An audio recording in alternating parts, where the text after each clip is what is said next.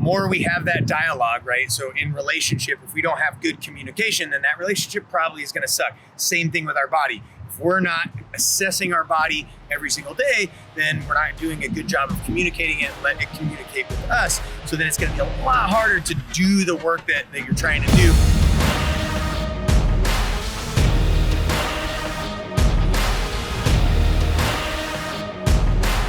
What's going on? Hey, so this is Master Coach Aaron Gaia with my fellow Master Coach Marcus Martinez. I'm also the Education Director here at Living.Fit, and we're talking about why mobility is important for training.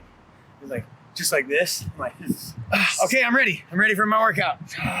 No, so we, obviously, when we have our programs, right, we do these full-on warm-ups, and the warm-ups include mobility, as well as the cool-downs include mobility. And the reason for mobility is to create the capacity. If you do not have the prerequisite to put your arm over your head, then what is the point of pressing overhead?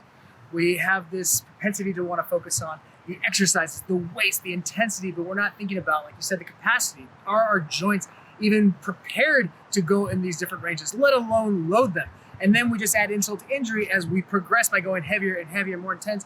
And then we wonder why something breaks after a while, and then we get thrown back and 10 steps back after we just took 2 steps forward. So incorporating mobility prepares the joint complex for the work ahead, and it also is a great way to show us what our range of motion is at that time. We like to think like, oh, I have great range of motion, but it might not be the same every single day. You might have something a little bit tighter. You might have pushed yourself a little bit harder yesterday. So doing that daily just allows you to get a snapshot of how you feel right then, and that way you can match your workout to your range of motion at that time. Yeah, I love that. It's a great mapping feature, right? It's a check-in with your body, right? The more we have that dialogue, right? So in relationship, if we don't have good communication, then that relationship probably is going to suck. Same thing with our body. If we're not assessing our body every single day, then we're not doing a good job of communicating it and let it communicate with us. So then it's going to be a lot harder to do the work that you're trying to do, or you might do some work that maybe you shouldn't be doing, exactly what Marcus was saying. So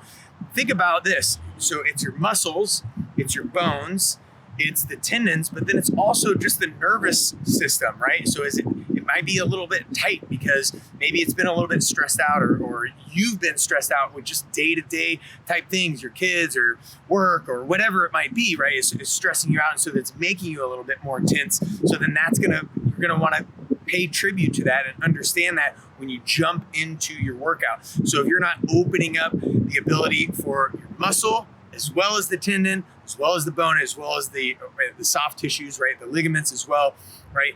In those movements, right? If you're not doing it at the beginning with a little bit of assessment and also creating a little bit of dynamic stretching into your workout and then doing another little check at the end, right? Then you probably are not going to be building that progressive overload of your mobility, so you don't have that capacity. So you're going to be tighter because I'm just working out and getting stressed.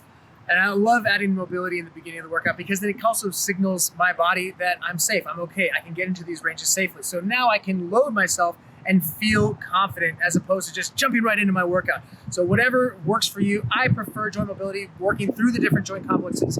What do you like to do for your mobility training? So I really like the Dr. Andrea Spina, right? Functional range conditioning, global controlled articular rotations, right? Which is just what Marcus said, the joint by joint mobility. So that independent mobility, that independent capacity creates interdependent mobility, interdependent capacity, which then also creates interdependent engagement when you're in your workout.